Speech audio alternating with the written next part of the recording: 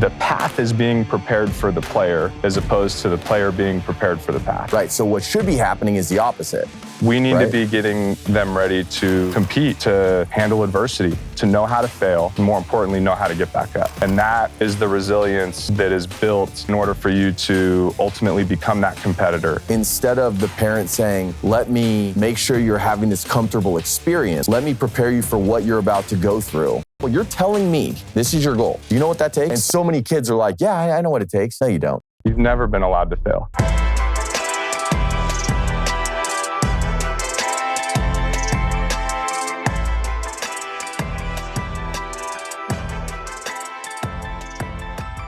Hi, Brandon. Thanks for joining the Most Valuable Agent podcast. Thanks for having me, man. I love the set. So we were in Cary, North Carolina. We're at the National High School, I guess Invitational is what they call it. It basically is a collection of the best high school baseball programs in the country. You work directly with a handful of the guys on the Corona baseball team. You own Futures. And I want to first jump into, give everybody a flavor who doesn't quite know, what is Futures? What is that? And then I want to go through a little bit of your background to tell these people why your opinion not only should matter, but why it's so impactful, I think, in this game. Yeah, man. Well, thanks for having me. Futures is, I think it's everything that maybe we all wanted when we were kids or we were there, or at least that's the goal. You know, I think there were so many things that we thought we could do better on the development side, especially on the amateurs. And what they're going through in their journey. And my partner, Nick, and I had this crazy idea of, you know, not just doing a facility, but kind of a one-stop shop that did it a little different. And we've been very fortunate to see that come to fruition. And we're inching closer every day. So you're basically an academy in a sense. You're a training facility who trains guys physically. You train development for pitchers, for position players, hitters, you're a one-stop shop that has the ability to kind of do everything. Is that right?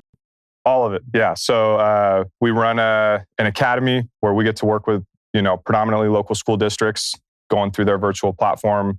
Kids then get, you know, obviously some crazy flexibility with their schooling that allows them to also kind of optimize their training and get way more efficient with how they go about their day-to-day throughout the week. On the skill development side, hitting, catching, infield, pitching, sports performance, you know, full weight room, strength, speed, power, full recovery center, all of it. Wow. And so when we're talking about working directly with a specific high school in Corona, so what these players have done is essentially they're able to homeschool, if I'm not mistaken, right? Do some online classes, and that allows them to work out at Futures and then obviously play baseball at Corona. So you guys are based in Southern California. Yes. Let's tell everybody a little bit about kind of your journey. So you played baseball growing up. You played professional baseball on some level. Is that right? And then you ended up getting into coaching for the Yankees. Yes. What was your journey like as a player? Like, tell us what type of player you were. I think I was the player that always felt, you know, maybe overlooked in some capacity. And I think at an early age, I also fell in love with the work that it took to maybe prove those people wrong. Same way. So I love this. You know, the chip on the shoulder thing. Yeah, it was, you know, I was a kid that was absolutely in love with the game for most of my childhood. And it was all I wanted to do was be a baseball player. And so I think I was obviously blessed with some great coaches and some great stops along the way, and was able to play at the college level. I got to play a year of independent baseball. Life kind of came at me fast. We pivoted. Eventually, I found myself in coaching. And early on, starting in the private sector, it really kind of sparked an interest in what was going on there, and more so a lot of the shortcomings I felt I saw from other facilities, and at least in our area, and things that we had going on. And, you know, I think COVID was a very interesting time, especially for that arena. There was a lot more kids training. There was a lot more information being put online. I was able to connect with some really smart people and some people that, you know, are mentors to me. I think that opened up some doors, and eventually found myself coaching with the Yankees. And yeah. So, I mean, the Yankees, there's a couple organizations in baseball that I think everybody looks at as the kind of the guiding lights, so to speak, right? Yankees are one of them. The Dodgers are another. People may be surprised by this, but I think the Orioles are another. The Red Sox, the Cubs, there are a lot of really good organizations. But coming in with the Yankees, what did that organization teach you that you now have applied to what you're doing? Oh man, so many things. It was, especially in relation to like what we do at Futures, but first and foremost, the attention to detail, just the systems and processes behind the scenes that allow everything player facing, on the day-to-day to just be so smooth and efficient. I think they did a great job of bringing in good people, and there was a lot of cohesiveness between departments, and everybody seemed to kind of be on the same page with what was going on. And even down to like the smallest details of how put together our spring training complex was, and how we moved players through a day at the office. All of those things I was taking notes on and obviously impressed with. And there's a lot of it that I leaned on when we came to building Futures and what we're going to do. So last night when we were talking, like we started to get into to data, right? Yeah. And tackling that subject, I think, is one that a lot of high school parents are completely overwhelmed by. And again, our conversation last night was talking specifically about what you guys offer these kids at Futures, and the struggle, and not to put words in your mouth, but the struggle that you're having is the percentage of players that actually are paying attention to it on a daily basis. As we're talking about the need of development in amateur baseball, how important do you think the data and a lot of these analytics and the technology is to kids to be able to maximize their abilities? I believe that it's still far more important than we give it credit for on the amateur side, because I do think that we're obviously behind there. I don't think that it's the end-all be-all. Our game's constantly evolving. It's changing. We're getting better and better year after year on how we evaluate players. But the reality is everything that we can take objectively to measure a player, to give feedback to a player, it's all got an opportunity to be extremely positive and insightful for an athlete. Mm-hmm. And it's about your ability to communicate it that way, right? So if you have people and systems in place that can digest it and make it digestible for the player, communicate it to the player, scale that, based on what the player needs to hear or how they learn, I think it's an absolute catalyst to faster adjustments or more buy-in and maybe more conviction for an athlete and better understanding the strengths or weaknesses of their game, right? It's all there to enhance the human element of coaching and relationships in baseball, I think, if we let it. Yeah. So I think a lot of, and I always say families, but I feel like kids too, they have a desire to achieve their maximum potential, we'll call it. Just like, I know that's a general statement, but they want to be as good as they possibly can be, right? Yeah. And right now, there's only so much, I think, that kids, depending on their age, feel like that they can chew on. And so they're so focused on, I know I want to have my exit velocity be this. I know I want to hit this many homers. I know that I want to throw 97, right? Whatever it is. And I think it's important to have certain goals as kind of a foundation, right? Well, if you want to achieve these things, then we need to put a plan together to get you to the place that you can achieve those things. The thing about data that I think is important, and I like what you said, like it's not the end all be all. All it is it's a guide to how you can ultimately achieve the things that you want. If you can, or maybe you can't, you can obviously get better. Maybe you're not going to reach throwing 97 if your body's not capable. But if you have the data, you could say, oh, well, here are the metrics. Let's look at this stuff. How do we, we can get into some of the equipment you guys use, but how do we put a plan together to optimally get us to that place as safely as possible, right? Sure, yeah. So when you're having conversations with these families, and I guess maybe a good exercise is, let's just say, Ethan Bigeman is one of our guys, which you obviously know. So before Ethan went there, when he was coming into the program, like how are you meeting and talking to him about, here's what we have to offer. This is how we're going to make it happen. What does that look like? Because I know he's made some huge strides. I would like to kind of get into, and you don't have to speak about him specifically, but just How do you deal with a player who's coming to you for the first time and you wanting to work with them? I think, for us, we have 3 rules of data kind of within the building. So, and maybe even before that, they obviously get in there. We've met with them. We've had a consultation. Futures is kind of a private, like, members only facility. It's not just walk in and start hitting and free for all kind of thing. So it allows us the time and kind of the intimacy with the parents and the family to let them know what we're about, let them know what we're thinking. Athlete gets in, we get everything set up for them. There's a lot of educational content and some things that we give them to kind of get on the same page out of the gate. They're going to get the opportunity to go through some, onboarding sessions, if you would. And then we're kind of going to hit the ground running. And let's start seeing what this athlete brings to the table every time they come in and train. Let's obviously collect a large enough sample size with the swings or, the amount of pitches that he's thrown, whatever it is that we're looking at.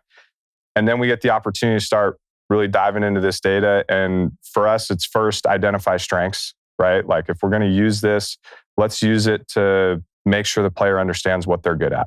If that's the only thing that they can take from futures, I want it to be that. I don't want it to be, whatever they suck at or whatever the deficiencies are. So we can identify the strengths and maybe some of the foundational things that we can build on going forward. We can track trend lines as we go along. And, I think that's a really important thing because amateur players are so caught up in what the results of last weekend's tournament was. And that's their only lens for if something's working or not. Trend lines can show us like, hey, man, you might not feel it yet, or you might not see it on the field yet, but look at how much this is improving. Look at how this is also getting better over here. There's also going to be times where it's the other way, right? We don't feel it yet, but we're falling off over here. What's going on? Let's eliminate that from becoming a huge problem. Let's nip it in the bud right now. And then lastly, we can kind of take a look and find those deficiencies because those are always going to be there. Everybody knows how to use data to tell you what you're bad at. And then we can kind of piece together this holistic plan of like, hey, these are the strengths. This is what you need to build on. And more importantly, like, we think this is the source or the first domino of what this plan is going to look like. We start attacking this. We think that these things down the chain are going to get a little better too. Well, what I love about it too is you guys put together kind of like a monthly data report, right? Yeah. You send it to the player and it's pretty extensive. Like, it's impressive. And when you talk about you have everyone's talking about 4 arguably first round picks.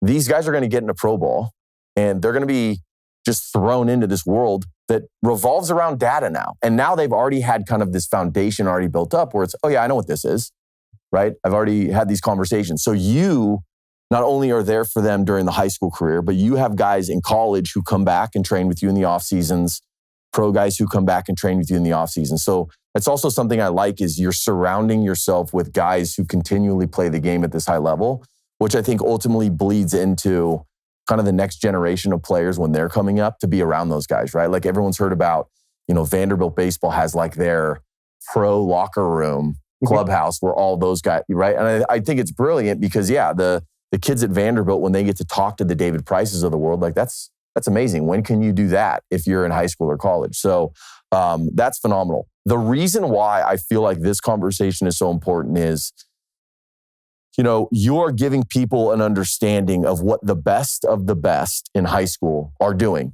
to improve themselves, right? So I understand that if you're a family in Missouri, Iowa, Northern California, and you don't have access to somebody like you, I recognize that it's not, hey, just go move down to Southern California and go start working out at futures. Yeah. But what would you tell these families who don't have access to it? Like, you've been in the game, you've coached, you've played. What do you think they can do just in their own small town to help their son come through? I think that what we see out of the best players is it's not a warm-up routine. It's not a certain drill package when they get in the cage. It's just a passion to compete and get better and win, and it comes from them. And so I think for every player that's looking to have success at the next level, it has to start with that. there's a lot of parents out there, obviously. We all want the best for our kids. I'm a parent myself. Like that's what we do, right? But the kid also has to want the best for themselves. And that's what we see out of those guys, out of those 4 kids, out of the college guys or the pro guys that are at that level. And so I think the next thing, when you look at it from a little bit more tactical standpoint, is the physicality component. And when you look at the amateur side of the game, I still think that a lot of the kids are leaving so much on the table because they're not attacking that piece, right? It's really easy to think that like, hey man, I'm not hitting well right now. Let me get a hitting coach. Hey, I'm not, maybe pitching well right now. Let me get a pitching coach. When you look at some of these kids, and you can even bring up a lot of the players on Corona's roster, like we have those kids come in, we have leaderboards in the lobby. You can see where everybody's at. It's easy to look at a Ethan Bingaman or Seth Hernandez or Billy Carlson and think, man, that kid's hitting the ball 110 miles an hour. Like his swing must be perfect. Chances are his swing's got just as many holes in it as your 12-year-old's, right? Difference is he's 4 meals a day in the weight room 5-6 days a week and has been for the last 4 or 5 years. He has more margin for error. He has more room to miss and still have success. And I think while a lot of people are chasing perfect, whether it's perfect metrics, perfect swings, perfect rankings or whatever, the best of the best are creating margin for error so that when they fail, they can still have a chance. So I want to talk about margin for error because I want to give these people an understanding of like what exactly you mean. So you're a golfer too, right? I am, yes. And I was looking at, there was something online and I saw it, and it was basically pro golfers, when they go to the range, like their misses are within like 10 yards, right? Where amateur golfers, we go to the range and our misses are like 50 yards, right? So which means I could slice one 25 yards this way, I could hook one 25 yards this way, where these pros are pretty much missing very small. So to compare that to baseball, it's like Barry Bonds can hit a ball off his hands and it's a homer. You hit a ball off your hands, you're like flying out to the right fielder and it's, a can of corn. Exactly. That's the margin of error that you're talking about. That's exactly what it is, right? And it compounds. When I go back to this all the time, the time that I spent with the Yankees, which, we've obviously had a lot of a dialogue around, it was incredibly impactful.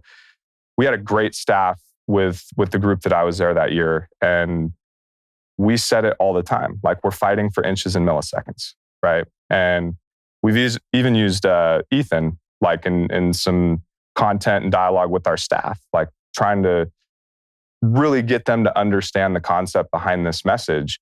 You take a kid who we increase bat speed by a couple of points, right? We better the swing decisions by a few points here or there, right? Take a few more pitches out of the zone, swing it a few more pitches in the zone.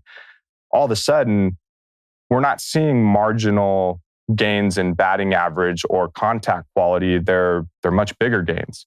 And then we're not seeing marginal gains in OPS or whatever else we're looking at. We're seeing huge gains. And then what ultimately comes back to them on the back end is the opportunity to, at one point potentially play at this school and maybe be this type of player, to very, very quickly being this school and this conference and an entirely different world of college baseball, or even professional baseball. So it compounds. And if you're constantly fighting for those inches and milliseconds and you're constantly working on getting better and creating more margin for error within your game, I think that's really the way to these huge performance gains and production gains that most amateur players are looking for. How do you handle a kid who has the talent, but maybe not the, I don't want to say desire, but he doesn't have this like will that that other guys have?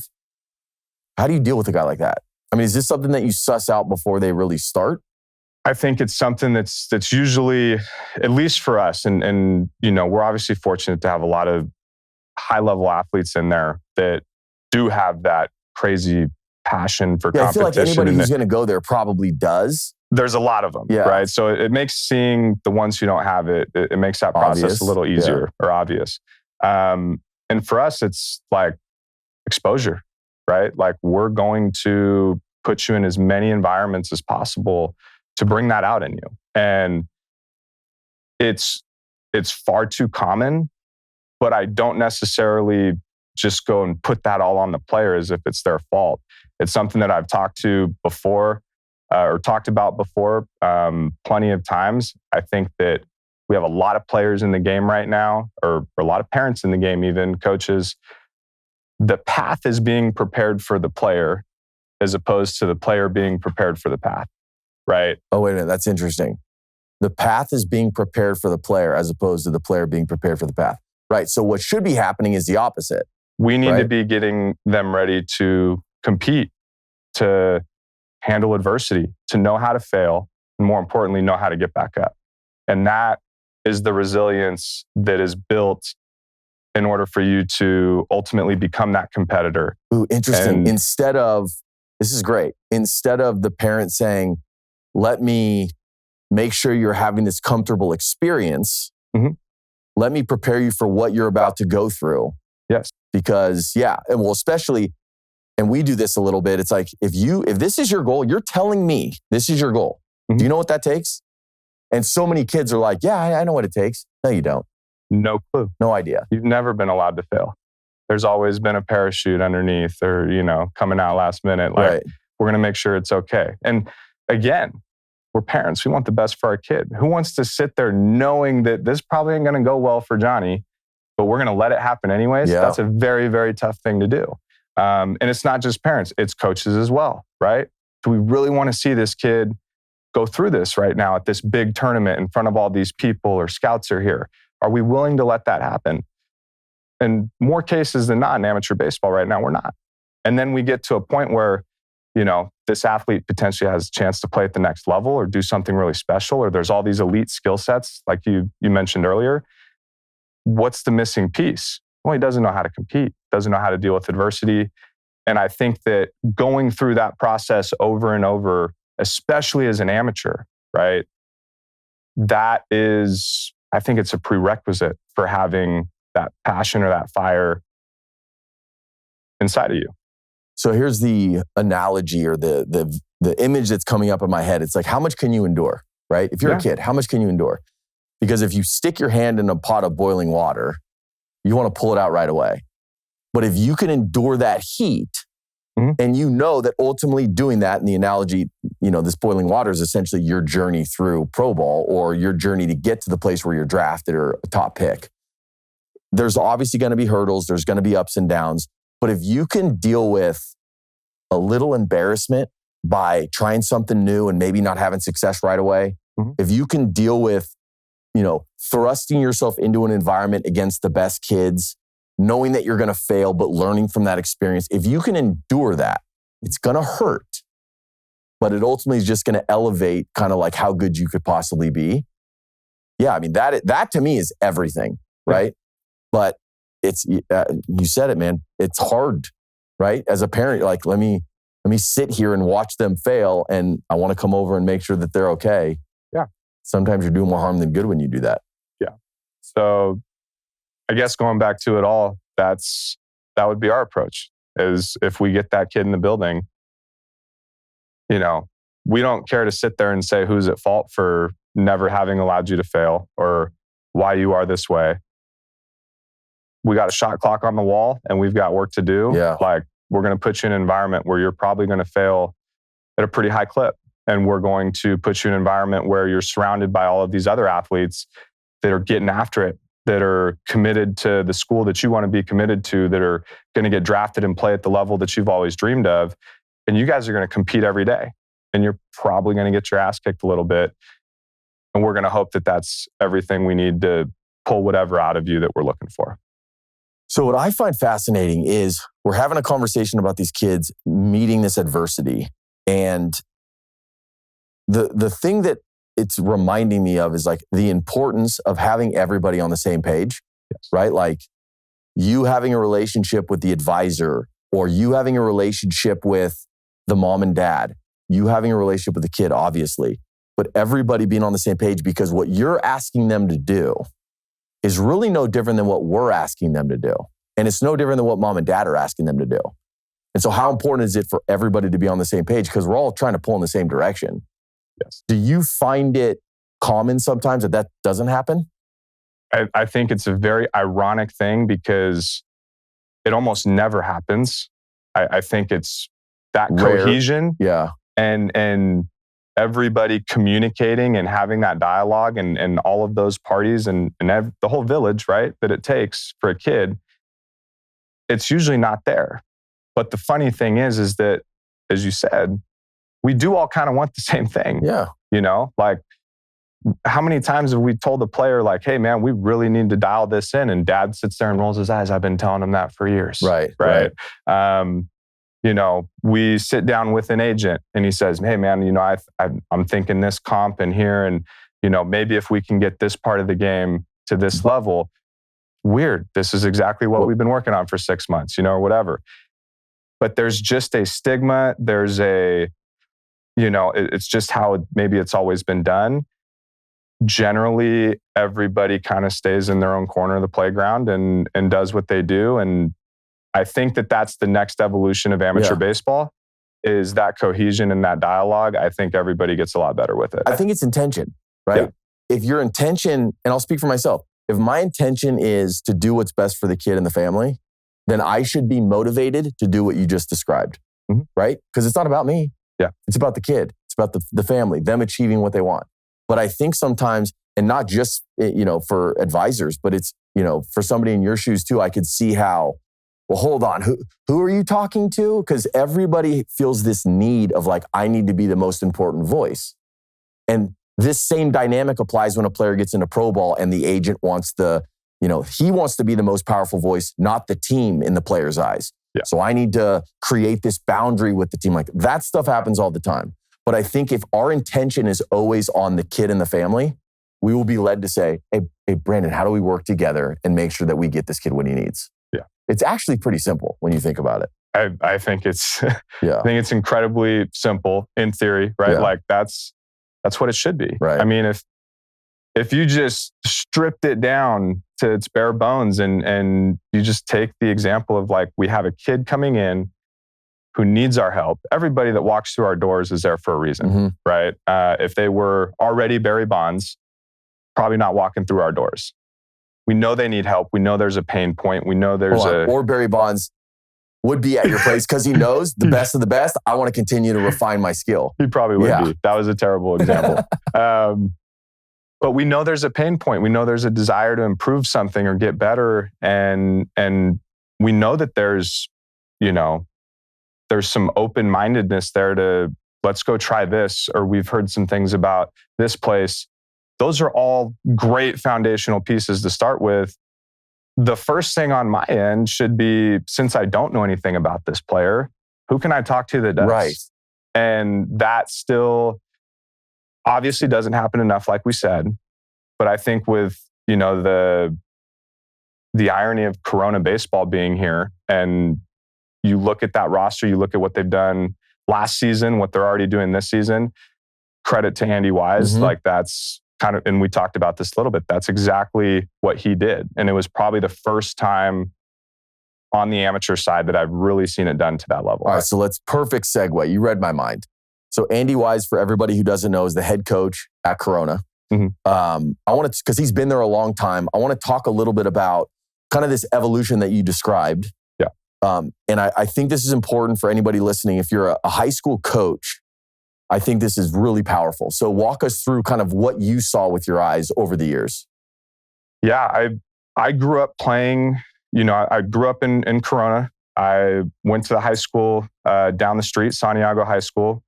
Corona was in our conference. We played them all the time. Andy was there, is their head coach when I was there. And this was, you know, years and years ago. It was always a, you know, borderline militant, just super organized and detailed approach to the culture and the program that he built. That's what Corona baseball was, right? And what I got to see is we opened futures and we brought that to the community kind of before last season was kind of, once we had everything rocking and rolling, you start to hear buzz about what this Corona high school baseball team is going to be, right? You start to hear, hey, we've got, Billy really coming into his own, and we've got Schiefelbein and Springer. Kids hit 400 every year of his life. And Seth Hernandez is coming in. He's going to play high school baseball. All of a sudden, it's like, wow, this is a really special team. And it's awesome for our community and the people there. We haven't had that in a long time. I think watching Andy, and from my perspective, not putting any words in his mouth, almost take a step back. It was really the first time I saw somebody in his position say, what's the best I can do for these kids? Because maybe this is all a little bit bigger than anything we've ever had here before, at least at one given time, right? I felt like Futures was probably one of his first phone calls. I know that I've got all these kids and they're all training at this place down the street. I should probably make that phone call, right?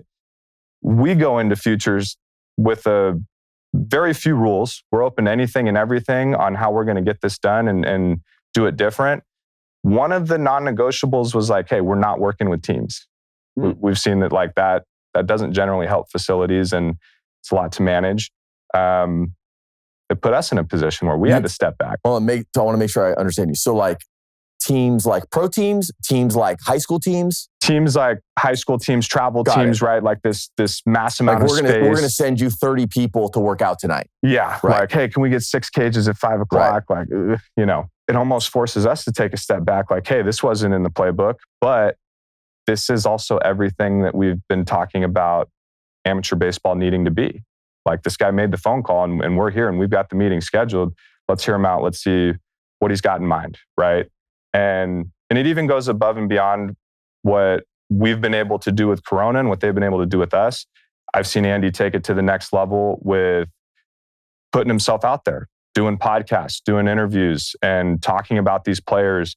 I think he's done a great job, communicating and creating dialogue with agents and advisors. And it's just like I said, a level of it that I haven't seen, but the cohesion that I think the amateur scene needs, especially for those players that are capable of playing at the next level and making an impact in the game. Well, yeah, and let's talk about the norm. Like the norm for a high school coach, I feel like, and this is not meant to speak poorly of high school coaches. I've loved a lot of high school coaches I've met, but I feel like the norm is, okay, I coach high school. I don't coach travel ball. They do things one way. I do things another way. And there's a little bit of sensitivities around, this is my thing, like don't touch it. So what happens is a lot of these high school programs have summer ball that they like participate in. When I was coming up, I'm 44. When I was coming up, it was American Legion ball. There was no travel ball. Yeah.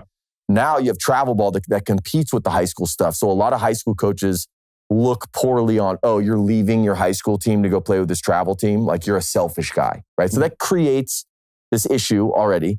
But a lot of the high school coaches, again, going back to my intent, it's I know that they care about the kids, but they're more concerned about what this says about their program if they listen to other people than actually what's best for the kids. Because you can't tell me, and there's a very specific person that's coming to mind. He listens to the podcast, his dad listens to the podcast, and his high school coach thinks he's like a mediocre player. And everybody in the country is like, this kid is one of the best right-handed arms in 2026. Like it is, everybody knows. Yeah. This kid's ranked nationally. And like I've had scouting directors watch the kid and they've said positive. I mean, it's on that level. And this high school coach is like, you're probably going to be a reliever for us this coming. Like it's wild. Yeah. And the only reason the high school coach would do that is because he's got some alternative motive that, I don't know, he's frustrated that the kid and him maybe have had this poor dialogue. So that's not to say that there aren't things that the family or the kid needs to work on with the coach. But I think it's, again, we have a coach who's an adult. If the adult has the intention of recognizing that, look, this kid is one of my players. What can I be doing to help this kid grow? If that's his focus, it's a totally different conversation. Instead, it's the kid coming to him and saying, hey, I want to work out at this facility. Hey, man, I think that's a great idea. I'd like to call the facility like Andy did and have a conversation. What are you guys doing so that what I'm doing works with it, not opposed to it, instead of saying, you're not allowed to go to that facility, right? So that's where I agree with you. I think Andy's done a phenomenal job at that. And it's because I feel like his intention is, number one, for the kids and for the family, but also he's seeing that the game is changing. Yes. When he was growing up, there was no travel baseball. No. It was just high school ball. So why are the coaches acting the same way they did back then? That's not going to be good enough. Yeah. So you gotta change and adapt with the times. And that's what Andy's done well. And I applaud him for it. I agreed, man. Yeah. I could speak to it for the entirety of this show. Like it's been that impressive. And even more so because of he was that coach, right? Like it was that everybody's going to buy into Corona. Like Corona baseball is why you're here. It's what can you do for the program, right? This is bigger than any individual player. And there's so many great things about that. And I think that we all played for coaches and programs like that growing up. Like I said, borderline militant. It's regimented. The standard is so high. And this is the most important thing in your life right now. I think maybe to your point, what coaches tend to miss is if that's the culture you're creating, you don't need to stand there and force people to buy into, what can you do for us? I think you get that reaction and that buy-in from people when you sit there and constantly ask yourself, what can I do for my players? Right? If I want them to really prioritize high school baseball over travel or over private sector work or whatever, you don't demand that. You don't force that. Mm-hmm. You have to ask yourself, what can I do for them to make it a no-brainer decision for them to buy into what we're selling here, right? And part of that is, working with the facility, right? Eliminating that fear and that stress of like, oh man, we know how this usually works, right? We know that these two usually clash. We've never had a good experience with it before. Travel baseball and high school don't always work so well together. Let's call the travel coach, right? Let's get all three of those guys at at a restaurant and like have dinner and sit down and say, what's going on? It's just, again, the cohesion and everything that I think is needed. I think Andy's kind of set the standard with it, at least from what I've seen in our community. And I think that's probably the next evolution in amateur baseball. Yeah. I think it's needed. I agree. I want to talk about development. Yes. Right. So if people listening have been listening for a while, they've probably heard me talk about this, but I feel like a lot of families have this hierarchy backwards, right? The number one thing on their hierarchy is exposure. I need to get ranked. I need to be seen so I can get a scholarship. And I had, do you know who Luke Holman is? He was a first-round pick with the Reds last year. Friday night guy at LSU. His dad was on the podcast. And we talked about exposure. And he's like, what's the point of being exposed if you're not ready for it, right? Yeah. And so one of the things that we talked about and how the hierarchy is off is exposure shouldn't be number one. Development should be number one, right? Yes. And if you can develop and you can compete, the byproduct of both of those things is the exposure at the right time. And so you guys obviously are focused on the development piece.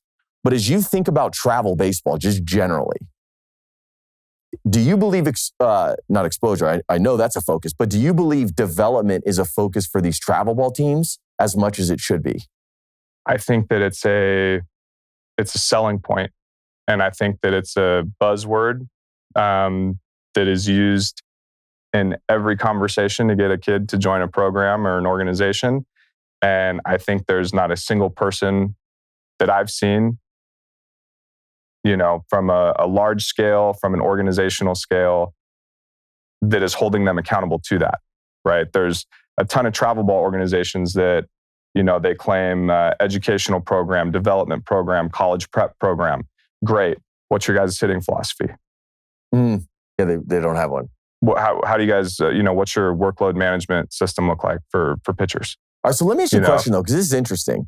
There's different kinds of travel ball programs, right? Like there's the national program that recruits nationally. Mm-hmm. There's the regional program that maybe has a facility and the guys come to daily. Mm-hmm. I feel like the national program, the challenge is, should they develop Or should it just be a place for them to showcase? Because if they're only getting their hands on them, call it for a handful of tournaments in the summer, the whole year they've been working on specific things. And now like, okay, you're just going to come. It's almost like they're just the team that receives you and says, put on this uni, let's just go play and win baseball games. I feel like that's kind of what it is. I think that all of them treat it that way. I think when even the regional teams you're saying. Sure. Maybe they do a better job with it. For the regional side, maybe just your general travel ball program that's out there with 4 teams or whatever. Right. I understand that there's going to be some different tiers to it. But what I see from my perspective and more so my experience with it is everybody, they kick off that season. They kick off that, maybe it's the summer, maybe, for the younger guys, it starts kind of in the spring. And it's like we get the player and we just assume, almost like to what you just said, that they've been working on these things over the last couple months and now it's time to go play and go show it. Well, that's what the high school coach thought in the spring. Oh, right. Yeah. Right. And that's what the scout ball coach thought in the fall.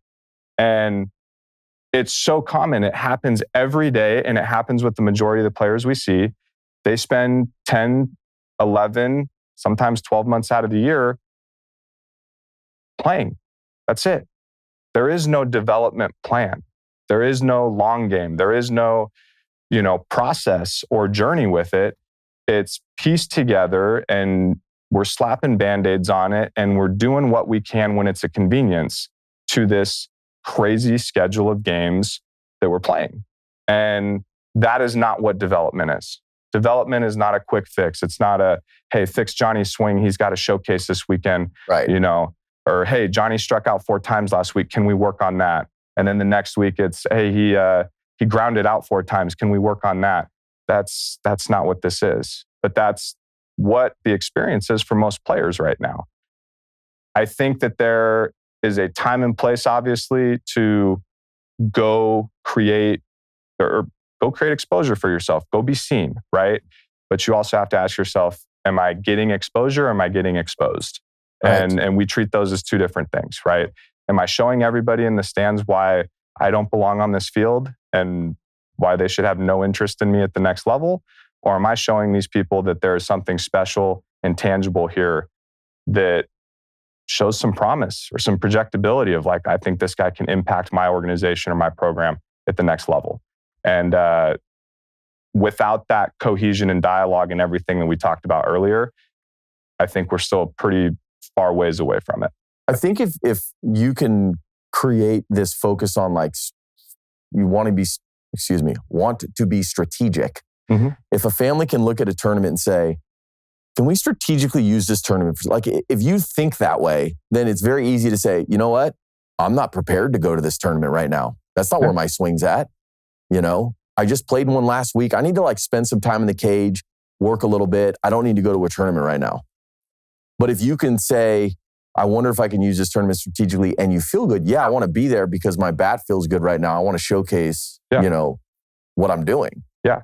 It kind of opens up this, it almost helps you make the decision instead of just assuming, well, I have to go. Like, that's just how it works. Yeah. And I understand the commitment that these families have made. It's like, well, we told the coach, we were going to play with them for these 15 tournaments. So like, we have to, we feel guilty if we don't. But that's where before even making the decision on what team to play for, this is all the stuff these families need to consider and think about. Like, what's the end game? I think there's so much of it that's obviously connected. And you could take it back to one of the first questions we talked about, what are these elite athletes doing that nobody else is doing?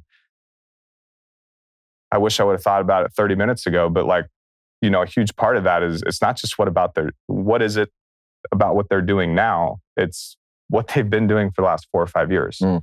They've already been on development programs. That's what it is. Mm-hmm. Seth Hernandez has been on a regiment like he is now since he was in like 8th grade. That's what it is. That's the difference, right? Ethan Bingaman, no different. Billy Carlson, no different. Like these guys have been doing it for so long, right? So if you're the 15, 16, 17-year-old watching this and like you haven't been, we're a little behind the 8 ball. Like we got to get moving on it, right? they've been in the gym. They've been taking care of nutrition, recovery. They've been getting after it on the skill side and putting in the time and with, intentional quality reps.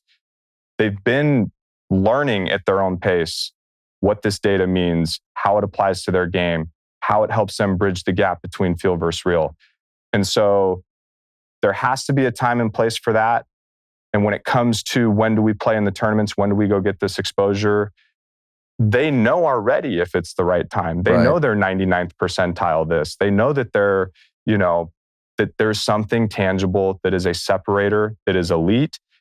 And that makes stepping onto that field or even committing to that tournament so much easier. I know that I'm ready because the preparation and the feedback, and this is something where obviously data can be a huge advantage. I know that I'm this good. I know that these skills are there. Now going and playing that summer circuit and getting those games in, no problem, right? Yeah, so I feel right now for the parent who's listening to this, who's like so overwhelmed by this conversation because they're like, you just went through all this stuff that these guys have been doing since 8th grade, and I have no idea where to even start. Yeah. So I say this to say, like, start wherever you are, right? There are little things that you could be doing that are in addition to what is currently being done right now. Everybody has different resources. So again, if you're in middle America and you don't have the ability to go to some place like Futures, do you have the ability to go to a place, let's just say that could test your force plate, right? Like, what are the results from that? How do we, and there are plenty of places, by the way, as you know, that have the ability to kind of take all your data and tell you, how your body moves and whatnot. Plenty of facilities. And I'm actually curious if you guys do this. There are some facilities that like do some online training stuff. Do you guys do that? Yes, we've started. It's something that, kind of like anything else that we do, we obviously want to do it the right way. And remote training is not something that's new, but it is something that we also want to do a little differently. And we have kind of started to dabble in that. And I think it's something that we're going to do a lot more of as we move forward. But it is for those people that are they don't have the Missouri, access to you in Southern California. Yes, yeah, absolutely. But I mean, man, every one of those kids can eat more food. Every one of those kids can get more sleep and hydrate better. Every one of those kids can take a singular focus of taking more consistent, quality, intentional swings, caring that they're barreling up the baseball, hitting the ball hard, swinging at strikes, not chasing stuff out of his zone, sprinting, moving as fast as you can, as explosive as you can, as often as possible. If you have little to no resources, you can still do pretty much all of those things. And that would be, I guess, my advice to them. Well, you know what else they can do? And I think this is the funniest thing to say. They can watch baseball. Yeah. Because I am blown away by the kids today in high school who you ask them, hey, who's your favorite team? I don't have one. Who's your favorite player? I really don't have one. I don't watch baseball. Yeah. And you want to be a Major League Baseball player and you don't watch the game at the highest level to see what they do, how the game functions, how quick it is. That to me is crazy, right? Because that is just, what are you missing by not taking the time to watch some baseball? And for me, that's a lack of commitment, right? Yeah. Because I think personally, and I'm not expecting that you're going to like come home and just watch baseball all the time, 24/7, because I understand right now it's a lot, right? You feel like your whole world is baseball. You want to get away from it. There's a time and a place for that. But to not watch this game at the highest level when you want to ultimately be those people one day, you're definitely missing something. So I feel like that's someplace they can start too. For sure. And I think it's more inexcusable at this point in the game than it's ever been. When I was growing up, and maybe you felt this too, I had coaches all the time like, well, he's a big leaguer. Right? Like if there's some contradicting info being given or whatever, and you say, oh, well, no, Yadier Molina does this. Well, he's a big leaguer. You don't have to watch it. Like he's special. Yeah, he's just different. He's different. And for the most part, like if you're a player and you're being told that, no, don't accept that as an answer. Those guys are at that level for a reason. And those are the players that we should be watching. Yep. Those are the guy. That's the best avenue for you to see something and take it in and use it to challenge whatever is going on with your current situation, what you're being taught or told, or what you were previously, valuing or thinking about through your development. This guy just challenged all of it. He does something way different. Like, yeah, let's look into that. Even more so, every one of these kids has a phone, and every one of these kids can get on Twitter or X, and they can get on Instagram. And while there is a lot to take in there, there's so much good information. And if you find the right people, there really isn't an excuse that a player can't get in a cage or get off a tee in the garage and not have a plan and not have some intention behind what he's doing and how he's going to get better. I think so many kids, they try to swim upstream, or what I always say is they're going against the grain. And it's incredible because you could also go with the grain and you could go with the current. And it actually, you're going to get there faster, right? And the current, for me, it's maybe listen to your parents a little bit, right? Maybe there's a reason they're telling you this. They don't want what's worse for you. They're actually trying to help you through the journey. Yes. You got to listen to them. I understand it may feel uncomfortable and, oh man, mom and dad, they don't know anything. Trust me, they do. I had a conversation with my dad at 22 years old. I called him on the phone. I'd just gotten done playing and I said, Dad, you always used to tell me this and I know I fought you on it. You actually knew what you were talking about. And it'll happen to every single kid at some point in their life. They'll be like, my parents are pretty smart. Yeah. Yeah. I mean, we see it. I think I mentioned it earlier. We see it all the time. We tell a kid something, we bring them in, we test them, we collect this data, we start watching them swing. Hey man, yeah, so I think we're going to start with this. And then, there's mom and dad rolling their eyes. We've been telling them that for 6 months or 2 years or whatever. And yeah, I mean, the more you try to do it on your own, and this is probably with anything in life, the harder it's going to be. There's nobody out there that is changing the game of baseball, that is, creating these paradigm shifts in how we develop players, how we value players, the direction the game's going. And there's nobody outside of baseball that has created something that world-changing or special that did it on their own. Right. It's always a collaborative effort. There's always a village there. And, we use verbiage even within our own facility. If you think you're going to do it by yourself, good luck, right?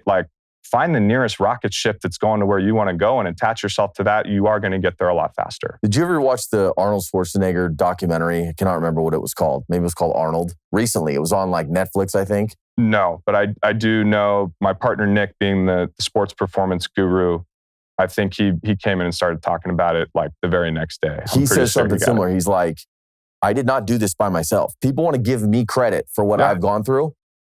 I am not here because I did this. I am here because all of these people helped me, gave me an opportunity, and my life has been blessed because of it. And so to your point, it's if you take an approach of let me be open to help, let me be open to my parents' opinion, let me be open to my coach's opinion. I don't have it all figured out. Yeah. And you're receiving that, oh man, your journey is going to be a whole lot less painful. Yeah. And it makes it so much more enjoyable when there is more people involved, right? Yeah. When it's the team that gets something done, right? Winning a tournament is going to always feel better than an exit velo PR. Yep. Right? Winning a state title is always going to feel better than throwing that no-hitter. And it's just, that's what this game is, right? And yes, we focus more on the skills now. We can measure everything. We can project maybe a little bit better when we look at the tangibles. But it is a team game. There's 9 people on the field that have to do their job. And that extends, or at least just that concept extends well beyond the field and into your development journey. It's not just you in the cage hitting till, midnight, getting after it with nobody watching. That's cool. And yes, some of the best players are doing that. But it's also surrounding yourself with the best people and being open to those ideas. Well, and I would challenge kids too.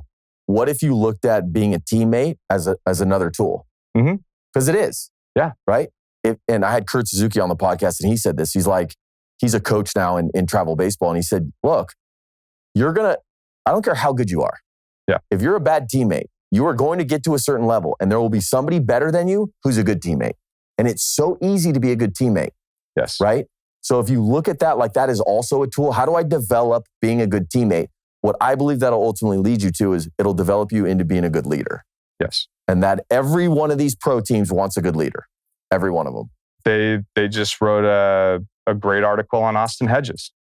Like he's going to continue to stay in the game. Right. And he will continue to be valued. And they're going to continue to give him an opportunity to positively impact a clubhouse or dugout because of what he brings to the table in that aspect. And it's cool because I grew up playing against Hedges. And this was back when we had, maybe 5 travel ball teams in all of Southern California. Every tournament, we played the same 5 teams. You go to Cooperstown, you end up playing the same 5 teams you played last weekend in SoCal.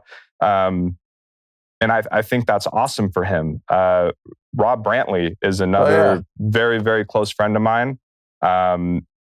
He's been a great mentor and he's taught me so much. He's still playing, isn't he?